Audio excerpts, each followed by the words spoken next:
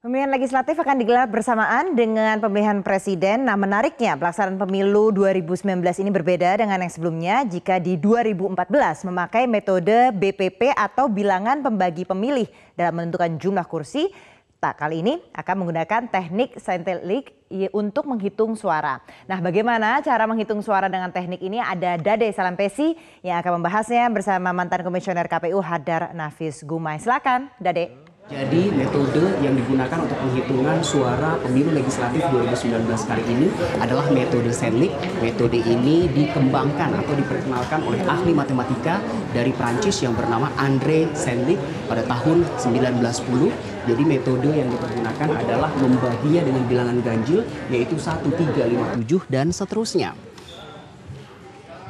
Dan pemirsa, penggunaan metode Senlik ini sudah memiliki dasar hukum, sudah disahkan di dalam Undang-Undang Nomor 7 Tahun 2017 yang disahkan oleh DPR RI kita pada 21 Juli 2017 dan Undang-Undang Pemilu Nomor 7 Tahun 2017 ini yang dijadikan dasar untuk penyelenggaraan pemilu kali ini. Jadi undang-undang ini menggabungkan 3 undang-undang yang sudah ada sebelumnya, yaitu Undang-Undang Nomor 8 2012 tentang pemilihan atau pemilu legislatif, Undang-Undang Nomor 15 tahun 2011 tentang penyelenggaraan pemilu atau lebih tepatnya penyelenggara pemilu, dan Undang-Undang Nomor 42 tahun 2008 tentang pemilu presiden dan pemilu wakil presiden. Sekarang kita fokus ke undang-undang yang berlaku sekarang, yaitu di pasal 414 ayat 1. Di pasal 414 ayat 1 inilah diatur ambang batas parlemen atau parliamentary threshold tadi sebesar 4,5%.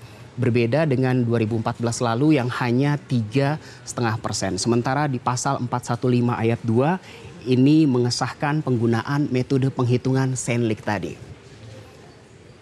Lalu bagaimana pemirsa dengan caranya? Bagaimana mengkonversi suara menjadi jumlah kursi yang ada di DPR RI? Saya akan menjelaskannya tapi tidak sendiri, saya akan dibantu dengan mantan komisioner KPU, ada Hadar Nafis Gumai. Pak Hadar, selamat datang. Terima kasih sudah bergabung di Election Update Metro TV. Pak, saya sudah menyiapkan tabel untuk menghitung menggunakan metode yang baru di tahun ini. Senlik. Jadi asumsinya ini adalah tabel untuk satu daerah pemilihan dengan asumsi hanya ada 6 kursi, Pak. Di daerah pemilihan ini. Hanya ada 6 kursi dengan asumsi juga hanya ada 4 parpol yang lolos. Lolos dari parliamentary threshold tadi. Artinya hanya ada partai A, B, C, dan D. Sementara untuk partai E, F, dan G bisa tidak kita indahkan begitu. Partai A, B, C, dan D ini sudah saya urutkan juga sesuai dengan jumlah perolehan suaranya, mulai dari yang terbanyak 32.000 partai A sampai yang paling sedikit. Partai D ada 4.300 surat suara. Dan di sini saya sudah masukkan metode Senlik tadi, nilai 1, 3, 5, 7 dan seterusnya. Tapi kita asumsikan sudah cukup sampai di bilangan ganjil 7 karena hanya ada 6 kursi. Baik. Silakan Pak dengan simulasinya. Pertama, bagaimana? Ya, jadi setelah kita pastikan hanya partai yang melampaui parliamentary threshold seperti ini, yang ini saja ya. Dan suara sahnya yang akan kita ambil. Jadi setiap partai politik suara sahnya di dapil tersebut, kemudian nilai suara sah ini akan secara berturut-turut dibagi angka 1, angka 3, angka 5, dan angka 7. Baik. Jadi ini dibagi 1, maka dia akan keluar di sini. Saya kira seharusnya sama karena dibagi 1. Baik, sambil kita tulis Pak. Baik. 32.000 untuk partai A dibagi 1, maka hasilnya sama 32.000. Ya. Lalu Pak, kita ke kanan dulu atau ke bawah dulu? Kemana aja boleh, Baik. yang penting kita selesaikan semuanya. Baik, masih di partai A Pak, 32.000 dibagi 3 kita punya 10.700. 32.000 dibagi 5 kita punya 6.400. Dan kita juga bagi 7 hasilnya ada 4.600. Memang metodenya harus dilengkapi dulu semua penghitungannya ya Pak ya. Baik, kalau begitu ini tetap di 9.000. 9.000 dibagi 3 kita punya 3.000. Kalau saya bantuin ke sini boleh nggak sekalian ke sini? Kalau saya ikut nulis. Boleh, silakan Pak. 7.500. Oh, saya nggak terbiasa rupanya. Dan di partai dia ada 4.300. Nampaknya memang tidak bisa menulis secara bersamaan Pak. Biar saya lanjutkan. Oke, silakan. Lalu partai B 9.000 dibagi 5. Ada 1.800. Disusul dengan 1.286. 2.500.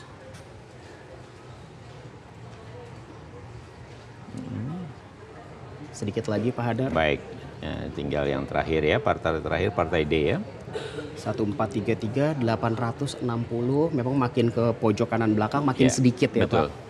Karena pembaginya semakin besar. Baik, setelah kita menyelesaikan perhitungan ini, jumlah surat suara, jumlah suara sah dibagi dengan bilangan ganjil tadi, kita menemukan angka-angka ini, baru dilihat karena ada 6 kursi, baru dilihat 6 terbesarnya begitu ya Pak ya. Jadi secara melihatnya kita harus melihat secara keseluruhan. Secara keseluruhan. Sebagai satu frame, satu tempat ya, mana yang ranking terbanyak sesuai jumlah kursinya.